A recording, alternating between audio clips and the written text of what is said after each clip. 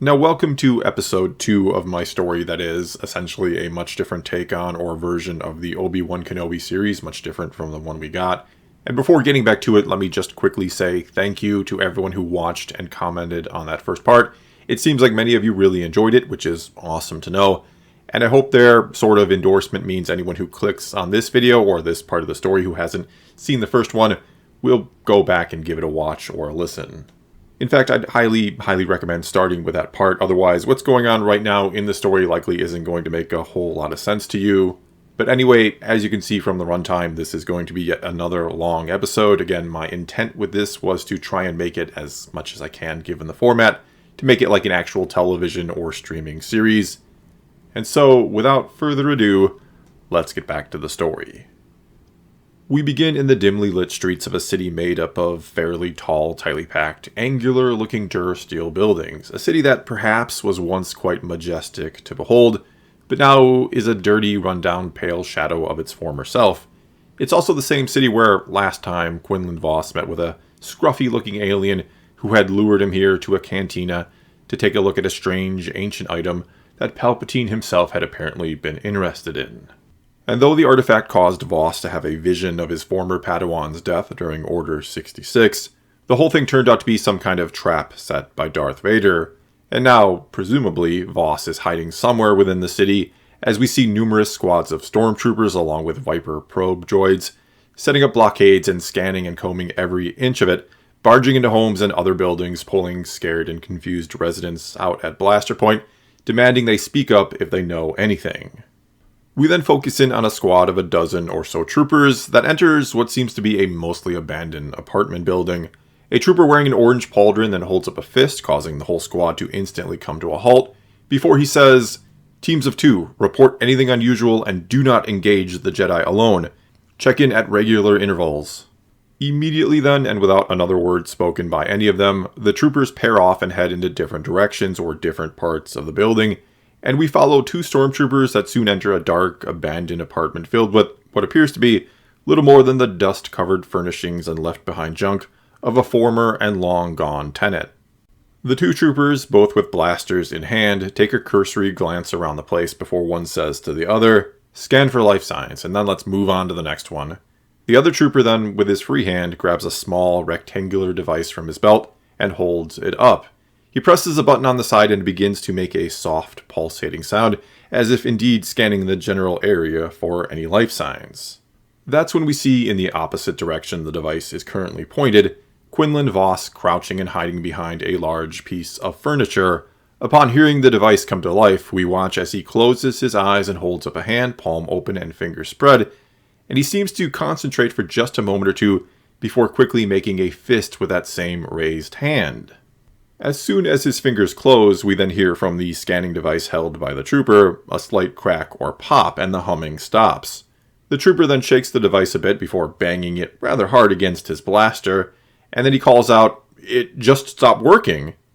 The first trooper then says, "Of course it did. Imagine how well we could do our jobs if the gear they gave us wasn't so cheaply made." He then shakes his head as if in disgust and frustration, and continues, "Alright, let's do a thorough sweep the old-fashioned way." We then see and hear Vos sigh ever so softly upon hearing that, as if that's the last thing he wanted to hear. As the two troopers then begin to move around the room again, peeking behind everything and around every corner, Vos again closes his eyes and this time raises both hands. However, this time when he closes them and makes a fist, we hear a pop or type of crack come from both stormtrooper helmets simultaneously. The first trooper then all but cries out, "What the? My visuals are gone!" "Mine too," the other responds, equally frightened. Both troopers then, slightly panicked because they're essentially blind, yank their helmets off, and it's in that instant that Vos springs up out of his hiding spot, reaches out both hands, and uses the force to pull the blasters from their grip and to him.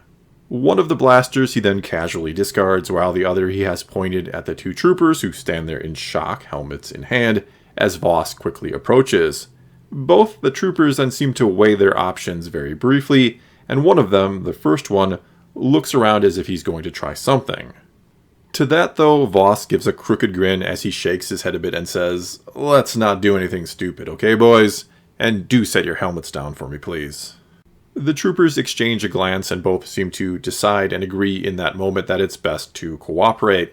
They slowly and carefully set their helmets down on a nearby box or crate of some kind and take a step or two back from them after Voss encourages them to do so, to step back with a bit of a wave of the blaster at them. Voss then looks the second trooper over rather briefly before he places his hand down upon the helmet that belonged to him. We and Voss then get a quick series of images or clips that shows the trooper and how he's dealt with others he's encountered while wearing that very helmet. And we see that he's usually rather friendly. We even see the trooper hand some of his own rations to a woman and her clearly very hungry children at one point in the past. Voss then says nothing before eyeing up that first trooper and putting his hand down upon his helmet now. This time we see cruelty. We see a trooper that is pushing around and hurting pretty much everyone and anyone he comes into contact with. Voss then removes his hand from that helmet, shakes his head ever so subtly at that trooper, before then turning to the other one and saying as he waves his hand in front of his face, "When you wake up, you're going to leave the Empire and seek out a better life for yourself." That trooper's expression suddenly goes blank and he begins to repeat, "When I wake up, I'm going to..." But before he can finish saying it, Voss pulls the trigger and the trooper gets hit with a stunning blast, which sends him crashing to the ground. The first trooper then seems to hold his breath and brace for the worst, as Voss says to him, "Report to your superiors that you've spotted the Jedi and that he's headed west towards the spaceport. Make sure you give them your TK number." The first trooper shakes his head and says, "If I give a false report, they'll..." But Voss waves his hand in front of his face and says, "Tell them you saw the Jedi heading west towards the spaceport and give them your TK number." The trooper then grabs a comm from his belt and says, "This is TK 2124, Jedi spotted headed west towards spaceport." As soon as he's done saying that, Voss shoots him with a stunning bolt. That's when we're taken to another part of the city, to a dark alley where Darth Vader is marching down it, followed closely by a squad of troopers. He and the troopers then come to a halt when two other troopers come from around a corner, escorting the shaggy-looking alien from before. One of the newly arrived troopers with his blaster then shoves the scruffy-looking alien forward, causing him to stumble and come to a stop a couple paces in front of Vader. The alien then, his posture slouched, partly because perhaps that's just the way his species stands, and partly no doubt because the presence of Vader alone is like a weight bearing down upon him. He manages to oh so briefly look up at the masked face of Vader and says, I warned you this little trap of yours might not be sufficient. Not for Voss. He's not your average Jedi. Before the Clone Wars, he wasn't spending days on end studying and meditating peacefully in some temple. He was out there, doing the dirty work most Jedi were too squeamish for. Vader seems to ignore all that and instead just asks, was he able to connect with the relic? It seems to take the shaggy alien a moment to realize what he's been asked before responding, he did, and he said he saw something, saw the death of his Padawan, that it was all he saw, or all he said he saw anyway. One of the troopers in Vader's entourage then steps forward and says as he points back in the direction they had just come from, "My lord, the Jedi has been reported to be heading west towards the spaceport." Without another word, Vader begins to march forward once again, the opposite way his trooper was just pointing. That trooper hesitates for just a second, seems to ponder whether he should say something like, "You're heading the wrong way, my lord," but instead he quietly falls back in line and begins to march behind Vader once more. The shaggy alien, seeing Vader head the other way, grins and nods as if he also realizes it's likely that Voss wants them to think he's heading that way towards the spaceport. As Vader and the troopers continue to march away, the other two troopers, the ones that delivered him here, point their blasters at him and make a motion of the head, instructing him to follow them to who knows where. The shaggy alien clearly doesn't want to do that, and so he speaks up and says, "You know he's already long gone, but I can tell you where he's heading next." Vader pauses, as do the troopers following him. He doesn't even bother to turn and look as the shaggy alien says next, I feared he might get away, so I told Voss everything I knew about the relic, who it was originally going to and where it came from. Also told him about another dig site of Palpatine's." Vader's head turns just a bit and the shaggy alien can't help but grin as he realizes this is news that perhaps Vader didn't know, news that may even earn his release. The shaggy alien then continues. Palpatine made some sort of deal with Jabba and is digging something up on Tatooine, and since Voss is a curious and cocky one, he'll go there to investigate despite the danger. Vader's head turns back around as if unimpressed by the info, or like he already knew that. The shaggy alien quickly calls out before Vader can begin marching away again. You're never going to catch him, not without my help. Voss spent years on Tatooine. He'll be like a ghost on the desert wind. But I know him well. It's where I met him. I could help you find him. Vader then interrupts him and simply says, your assistance will no longer be required.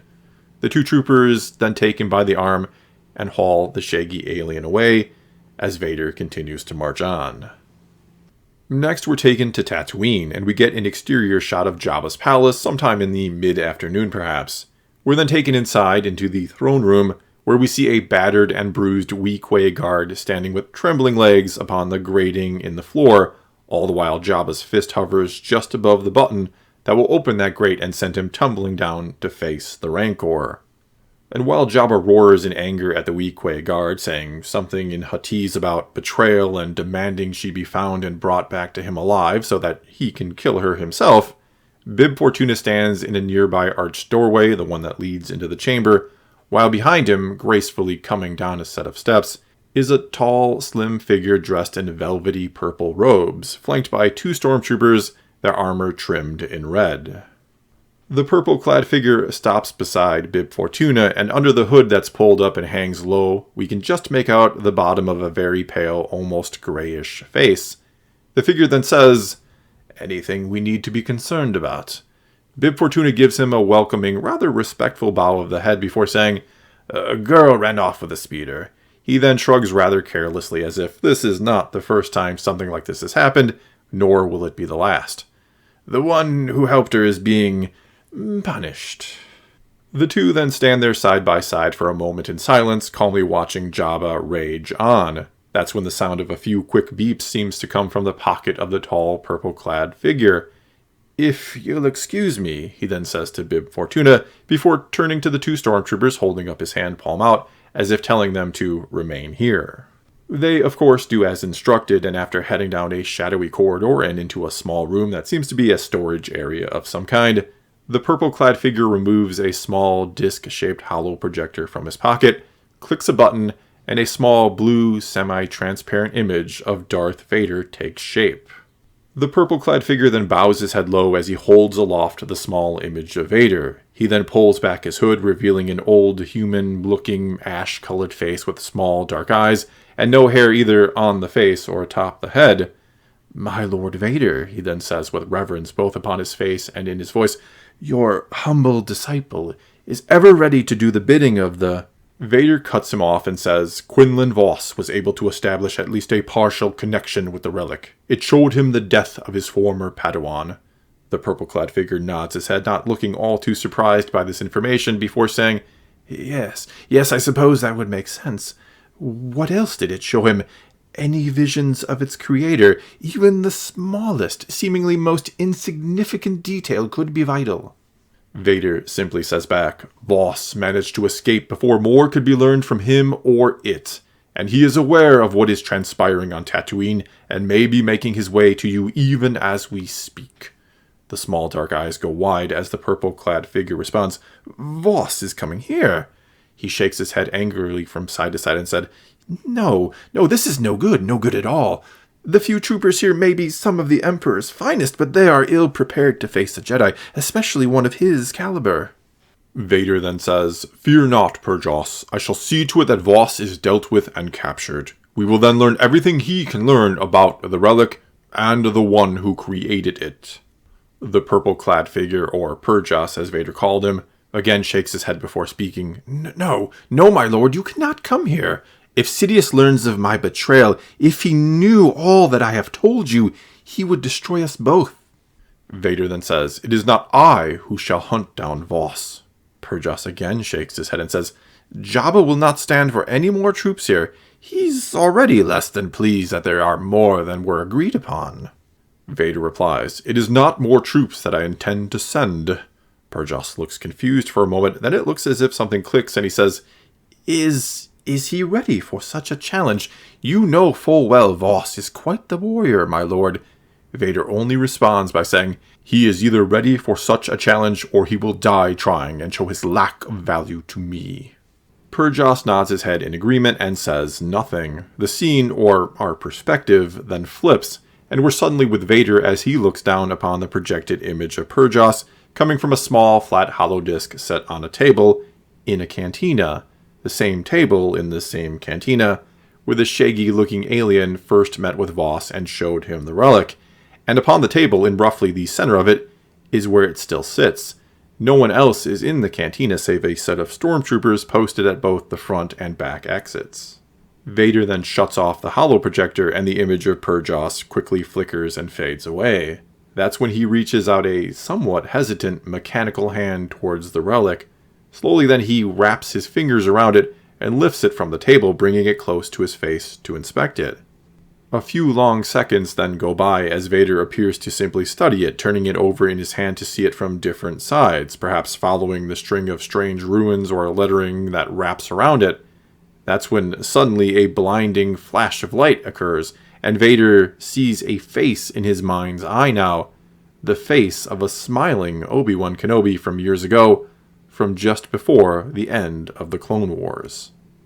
That's when we're taken back across the galaxy, back again to Tatooine, but instead of Jabba's palace, this time we're in the middle of a dune-covered desert, one that's being traversed on foot by Obi-Wan Kenobi, who looks to be more than a bit weary and haggard as the twin suns beat down upon him from above.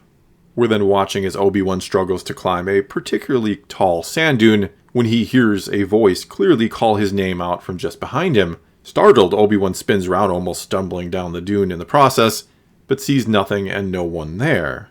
He then hears his name being called from behind him again, or from the way he was facing before, and when he turns around this time, he sees, standing atop the sand dune he's climbing, a good dozen or so paces ahead and above him, is what appears to be Anakin Skywalker as he would have looked in the present tense, or if he'd never turned to the dark side and been put in the suit. Obi-Wan quickly shields his eyes from the sun as if he expects the what must be a mirage of Anakin to disappear as soon as he does. But Anakin still stands there and even says to him, "It's really me, Master." But Obi-Wan shakes his head and says with a look of utter disbelief on his face, "It cannot be. You're..." Obi-Wan cuts himself off and Anakin finishes, "Dead? Yeah, we both know that's not exactly true, don't we? You know I'm still out there, or that he's still out there. You can feel him." Obi-Wan shuts his eyes tight as if wanting to deny the truth that, seemingly, Anakin himself is telling him. "It's like you told me that one time," Anakin says. "We're all luminous beings, like points of light on a web of life, right? That's how you put it. When you care about someone, you'll always remain close to them through the Force, always be able to feel them out there no matter what, like it or not." Obi-Wan then finally opens his eyes again and looks upon Anakin, who gives him a one-shouldered shrug as if to say, "Yeah, it's really me, old buddy." Obi-Wan then looks down at the sand beneath his feet and within himself at the same time, as if trying to dig something out of his memory. He then says, almost more to himself than anything else, "That was one of the first things I ever taught you when you were missing your mother and upset about having to give her up, that you weren't allowed to go back for her, to save her. I told you that you'd forever remain close to each other through the Force, even if you were physically far apart, that bonds like that cannot be broken." We then hear Anakin say, "Just like the bond between brothers, between Master and Padawan, can't be broken either, no matter how hard some of us may try." After hearing that, Obi-Wan looks up, only to find that Anakin is no longer standing there, which is when, for a moment, we're taken back across the galaxy again, back to that cantina in a dingy city, where Vader has just set the relic down upon the table, and though we obviously cannot see his face behind the mask, we can just tell that his eyes are locked upon it as he stands there hovering over it. We're then right away back to Tatooine, and with Obi-Wan, who only shakes his head as he starts to climb to the top of the sand dune again. "That's what I get for heading out into the desert without bringing any water." Once he gets to the top, he studies the sand and doesn't see tracks or anything else. Not that, by the look on his face, he actually expected to find any traces that Anakin had really been there. He then faintly can hear the sounds of an engine or engines and looks far off into the distance, several kilometers perhaps, and sees two speeders racing across the dunes and heading in his general direction. He also quickly notices that the lead one is leaving a trail of thin gray smoke behind, probably because the other one, the one not too far behind, is firing upon them. Obi-Wan then glances about at the wide open desert all around him and sighs softly to himself as if to say, "What luck I have that they're headed right towards me." He then says aloud, "What was it you used to always say, Master Qui-Gon? We Jedi just have a knack for always being in the right place at the wrong time for someone else." He then begins to trudge down the hill, shaking his head. Which is when we're then taken to the speeders, to the lead one, where in the driver's seat we see the dancer from Jabba's palace, the one we saw in the first part of the series, as she tries to both steer and stay low in her seat all the while blaster bolts whiz by just overhead, or hit and scorch different parts of the speeder. The second speeder then pulls closer, and a shot just narrowly misses her, so she starts to jerk the controls from side to side, causing the speeder to zigzag across the desert. This works for quite a while before a lucky shot hits one of the two rear-mounted engines, and the same one that smoke was already billowing from after apparently being hit once before. And as soon as it's hit this time, the whole thing momentarily catches fire before completely stalling out, which causes the speeder to twist sideways and to catch the top of a sand dune, nearly flipping it over. Soon enough then, the speeder is skidding across and kicking up a cloud of sand before coming to a sudden jarring halt that sends the dancer forward and causing her to smack her head hard into the speeder's dash, apparently knocking her out, at least for the moment. The second speeder then comes to a halt a good 50 paces or so behind it, and from it quickly hops out three of Jabba's thugs. Two of them, who were seated in the front, are humans, while the third, who took up the whole back seat, is a fatter than usual Gamorrean with a hook in place of one of his hands. One of the humans, who is short and dirty and frees a small bladed weapon from a sheath on his belt as they approach the lead speeder, says to the other human, who is taller and holds a long-barreled rifle of some sort and is missing his two front teeth, "You better hope she survived that, or Jabba will have all our heads." The human holding the rifle then responds, "And just how were we going to stop her if we didn't take out one of her engines, eh?" The human with the dagger doesn't seem to have an answer for that, and when the three reach the speeder, they find the dancer in the front seat, looking unconscious. The two humans then turn and look at the Gamorrean, who lets out an inquisitive squeal as if he doesn't understand what they're implying, or why they're looking at him. The human with the dagger, while looking at the Gamorrean, motions with his head towards the dancer and says, "Well, go on then, carry her back to the speeder. It's what we brought you for." The Gamorrean holds up a hooked hand and makes some protesting grunts. The human with the knife then says, "We'll find a way to make do, or better yet, why don't you think twice before you take from Jabba's kitchen next time?" The Gamorrean seems to have some choice grunts and squeals for the two, both of which only laugh it off, as the Gamorrean then does indeed make do with his hooked hand, and with his other hand and arm, he just hoists the dancer out of the speeder and up over his shoulder. They then begin to walk back to the other speeder, and as they do, and as she's jostled around, the dancer lets out a groan and begins to stir, as if on the verge of regaining consciousness.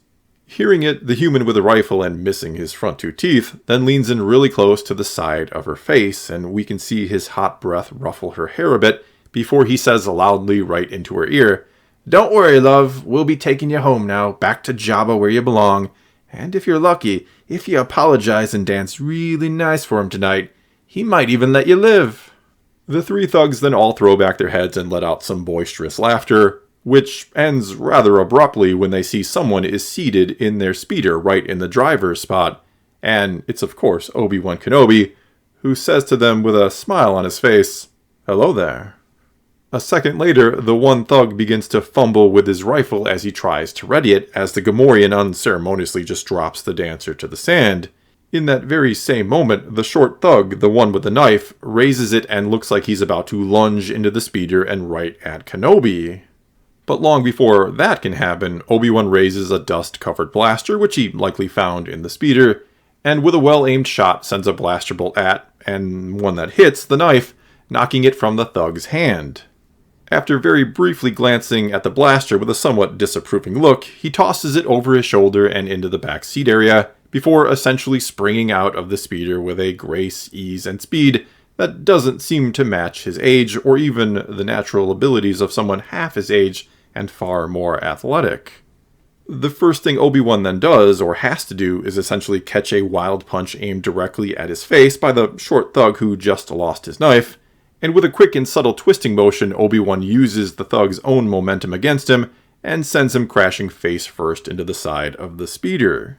Once more using almost uncanny speed and agility, Obi-Wan dashes forward a few paces in almost a blink of an eye, and then raises his hand and catches the barrel of the rifle held by that other thug, and sends a shot that was aimed directly at his head up into the air instead. Obi-Wan then pulls the rifle towards him, yanking it free from the thug's grip, while simultaneously pushing his other hand forward and into the chest of the thug, which, thanks to a little help from the Force, or maybe a lot, sends the thug hurtling backwards a good 25 paces or so. Obi-Wan then quickly spins around and sees the large Gamorrean's hooked hand raised overhead and about ready to be raked down upon him, so he then uses the rifle he just grabbed from the thug, like a staff, and cracks it upside the large pig-looking head, but the rifle only snaps like a twig when it hits him, and leaves the Gamorrean looking far more angry than injured as he begins to bring down the hook. Obi-Wan just barely manages to dodge it and then looks around briefly as if trying to find something else to use against the monstrous humanoid, but before he can locate or think of anything else, the hooked hand is again raised and about to be sent his way. However, Obi-Wan then raises his own hand and makes a jerking motion with it just as the Gamorrean swings, and the Gamorrean ends up swinging his hooked hand right into his other hand, which causes him to let out a squeal so loud and high-pitched, Obi-Wan has to flinch and cover his ears. It also seems to fully awaken the dancer, who, through hazy or foggy eyes, first looks at the squealing Gamorrean, then at the thug who is still trying to right himself after going face first into the speeder, then at the one who's picking himself up and out of the sand, some 20 or so paces away. And then finally, with quite a bit of confusion upon her face, she looks up at Obi-Wan Kenobi, who simply reaches a hand towards her that she takes. He then pulls her to her feet and says, "Are you okay? Are you able to walk, or preferably run?" She nods her head and Obi-Wan points off in the direction of the large sand dune he first came from, one that's maybe a couple hundred paces away, and he says to her, "Go, I'll catch up with you soon enough." She starts to shake her head to protest, but Obi-Wan looks her right in the eyes and says, "It's okay. Everything's going to be okay now. You have my word." She then begins to nod her head before she starts to race off towards the sand dune, which is when Obi-Wan turns towards the thug who rammed his head into the speeder and says, "You and I, along with your friends here, we need to have a little talk." We then, for a few moments, watch as the dancer runs up the nearby sand dune. Once at the top, she turns around and sees a curious sight. The three thugs are all lined up in a row, all apparently listening rather intently to the stranger who, from time to time, waves a hand in front of their faces as he speaks to them, after then removing and giving several items to Obi-Wan from out of their speeder, including a few small canisters that likely contain water. The three thugs simply climb into their speeders and drive off in the direction they came.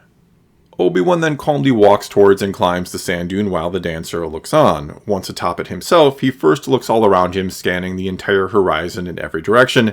The dancer then asks him, "What is it? What are you looking for?" Obi-Wan responds, "The screams of the Gamorrean. To a lot of creatures in this desert, it will have very much sounded like the cries of a wounded, dying beast." She gives him a look as if she doesn't understand why that's relevant, and he clarifies, "He'll have sounded like dinner to some of the less than friendly beasts that call this desert home."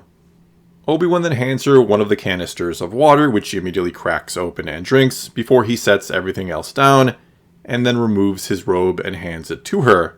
She, still wearing nothing but her dancer attire, looks at it in confusion. Obi-Wan then says, "The suns will fry your skin in no time." She then takes the robe, and as she's putting it on, finally asks, Who are you?" Obi-Wan smiles kindly and says, "You can call me Ben, and you would be..." She takes another drink of water before saying, "Zenja," then looks all around at the endless stretch of desert in every single direction before continuing, What exactly are you even doing out here?" "Oh, I'm just looking for some Tusken Raiders who took my Eopie." Obi-Wan again smiles at her as if that's the most sensible or logical thing anyone has ever said, or a common excuse for being out in the middle of the desert with virtually nothing but the clothes on your back. She then says, looking off in the direction the thug's speeder went, "Why did you let them go like that? They'll tell Jabba what happened, where we are, and he'll send more of his men after us, many more this time." Obi-Wan also looks off in the direction they went and says, "Oh, I don't think so. I don't think they'll be telling Jabba any of what happened. In fact, I think they'll tell him your speeder crashed and they saw you eaten by one of those unpleasant beasts I spoke of before, one they narrowly escaped from as well." She gives him a rather dubious look and says, "Why would they ever lie for us?" Obi-Wan gives yet another kind of casual shrug and says, "I can be quite persuasive when I want to be." There's then a somewhat nervous look in her eyes as she says next, "And what is it you're going to want from me now?" "Want from you," Obi-Wan repeats as if he couldn't possibly understand what she's asking or why. He then responds, "I only want to help you." But she shakes her head and even takes a step or two back and away from him before saying, "There's always a reason. No one just helps somebody or does anything for free. Only if they're forced to do people help." To that, Obi-Wan says, "On the contrary, you don't need a reason to help somebody." Upon hearing that, Zenja can't seem to help but to burst out laughing, and continues to laugh until she sees the rather sincere expression on his face.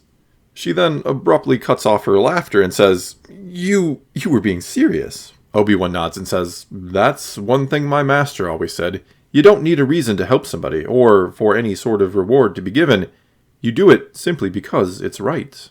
She then scoffs and rolls her eyes and says, "Well, of course your master would brainwash you like that, make you think helping somebody for no reason or for no sort of payment is somehow right." This seems to momentarily confuse Obi-Wan before he realizes something and says back to her, Oh no, I think you misunderstand. He was my mentor, my teacher, someone I learned a great deal from." She then eyes him keenly for a moment before glancing all around and saying, "Was he also the one that apparently taught you so much about the desert, about this planet?" Obi-Wan grins but shakes his head no and says, "What I know about these lands was mainly taught to me by the Tuskens." To which she says, "The same Tuskens that took your Eope?" There are many different tribes across Tatooine, some a bit more friendly than others, though none of them should be taken lightly, for they're all rather opportunistic, and they know these lands and the ways of this world far better than I ever could. There are even some who believe their kind has lived here since before it became a desert, when it was still a planet covered in vast oceans." Zenja then looks at him like he's crazy and says, "Oceans? On Tatooine?" Obi-Wan grins and nods his head. "Once upon a time, there would have been water, not sand, as far as the eye can see." He then holds up one of the water canisters and says before cracking it open and taking a long drink, "Now for most it takes a great deal of mechanical know-how to collect even a single droplet of that water, but not for the Tuskens. They know the secret ways to collect what's left of all the water there once was." The two stand there in silence for a few moments, each taking another sip or two of water, before Obi-Wan says, his eyes going towards the speeder that still has smoke billowing up from one of its engines, "We should see about getting it running and then getting you out of here." "Getting just me out of here? What about you?" Obi-Wan is about to answer when she says, "Right, you gotta find those Tuskens to save your Eope." Together, the two then head down the dune and towards the speeder, which is when she says, "And what are you planning to do when you find these Tuskens? Just persuade them to give you your Eope back?" Obi-Wan gives her a sidelong glance and says, "Possibly." She then looks over at and examines him from top to bottom, as if trying to figure out if he's crazy or something else entirely, some secret she's missing about him. She then blurts out, "Where did you learn to fight like that? Did your master teach you that too?" Obi-Wan gives a coy little grin and says, "What makes you think I know how to fight?" Zenja rolls her eyes at him and says, "It wasn't just your persuasive skills that battered and bloodied Jabba's goons. So unless you had an army of Tuskens with you that I missed, that merged back into the desert sands before I woke up, you took those 3 down all by yourself." Obi-Wan seems to contemplate denying it, but then says, "No, my master didn't teach me how to fight. He only taught me how to defend myself and others." Zenja doesn't seem to understand and says, "What's the difference?" Obi-Wan quickly says back, The difference is what must first be learned before anyone is taught how to fight. She then says, does that mean you'd be willing to teach me a thing or two about how to defend myself? Obi-Wan stops in his track, and his look or face becomes different. Instead of a general air of friendliness, it's now kind of cold and distant as he says, I fear I'm not much of a teacher. Zenja, either ignoring or not noticing the change in him, only seems confused as she says, so everything this master of yours taught you, you don't want to, I don't know, pass it on or something? Keep his legacy going or whatever? Obi-Wan, his eyes forward, not looking at her, says, I tried that once. It didn't work out so well. She, looking eager, shrugs that off and says, well, I'm a fast learner. Obi-Wan turns and looks at her and only replies, so was he, before he starts walking again. Neither say anything else before, a few moments later, they reach the speeder and Obi-Wan begins to look over the smoking engine. Whatever came over him before seems to have passed or faded away as he says, we won't be able to repair it, but with a few adjustments and other minor repairs, we can use the one engine to slowly get us out of here. Zenja, again, looking rather excited, then says, I can help with that. I'm pretty good at fixing things. Obi-Wan gives her a look, his face again going a bit cold. She mistakes that for skepticism and says, my first master, and I'm not talking the mentor type, he fixed up and resold swoop bikes over in Anchorhead. I picked up a thing or two about engines from him along the way. Until I got older, that is. Got pretty, he said, and he sold me to Jabba. Obi-Wan's look becomes sympathetic as he says, you've been a slave your whole life, then. She chuckles at him and says, well, that is usually how it works for us. Obi-Wan doesn't seem to know what to say, so she says to him instead, what did you think? We volunteered to be one at some point? She then smiles, clearly trying to make some type of pun or joke, which Obi-Wan, whether he found it funny or not actually, only smiles back at before looking away, looking back at the engine. Her face then becomes rather serious, all traces of humor gone, as she says, I wonder what'll happen to me now. Upon hearing those words, Obi-Wan quickly turns and looks at Zenja, but for a moment, just a single moment, it's not her he sees, rather it's a blonde-haired 9-year-old Anakin Skywalker in her place, who had once said or asked him the very same question many years ago. Obi-Wan then blinks rapidly a few times, as if pretending sand or maybe smoke from the smoldering engine has gotten into his eyes, and Zenja, who is again standing beside him, ignores it as she continues. My only plan was to be free. I didn't give any thought to what comes next, where I'd go from here. Obi-Wan then responds, his focus still on the engine. There's a settlement nearby, and good people there too. They'll help you out, give you a job so you can save up and go wherever it is you ultimately decide to go. She then asks him, is that where you live too? But Obi-Wan shakes his head and says, no, I live off by myself, just me and my Eopie. Zenja forces a smile and simply says, that's not odd or anything. Obi-Wan only returns the smile and gets back to work on the engine. Before long, we're watching the speeder, rather slowly with one working engine, make its way across the desert as the suns are setting. We're then taken inside the speeder and see that Kenobi is at the controls, and sprawled out in the back seat area, tucked under Obi-Wan's robe and sleeping soundly, is Zenja. We then focus in on the face of Obi-Wan and see a glassy-eyed, tired expression there as he stares out at the expanse of nothingness before him. There's then a flash, and suddenly everything is somewhat blurry as we find ourselves, presumably, in a memory of his. All we know is we appear to be in a hallway somewhere in the Jedi Temple on Coruscant, and a young Obi-Wan, who looks around the age he was in The Phantom Menace, is accompanied by Yoda. We then hear the little green Jedi Master ask as he hobbles alongside the much taller Kenobi, your training of young Skywalker, how goes it? Obi-Wan gives a little shake of the head before saying, it has been difficult. He speaks of little more than saving his mother, keeping a promise he made to her before he left. It's holding him back. Yoda nods as if it doesn't surprise him to hear that, then says, learn to let go of her, he must. Obi-Wan responds, yes, Master, I would normally agree, but maybe in this case, considering the unusual circumstances, his potential importance, maybe we make an exception this one time. Maybe, shall we say, relocating his mother will put his mind at ease and finally allow him to focus on his training. Yoda stops walking, and Obi-Wan follows suit and looks down at him. Yoda then says, "And teach him what with this, Obi-Wan responds, "Well, he's not learning anything this way, not when he's constantly thinking of his mother." Obi-Wan thinks another moment longer and says, Maybe he's supposed to free her. Maybe it's the will of the Force for him to do so." Yoda thinks on that a moment, scratches at his chin a bit, but then says, "If it were, find a way to save her as well. Qui-Gon would have." Obi-Wan, just a hint of anger on his face, then says, "And what about Qui-Gon's death then? Was that the will of the Force too?" Yoda quickly says back, "No, the interference and disregard of its will. From the Sith, that was.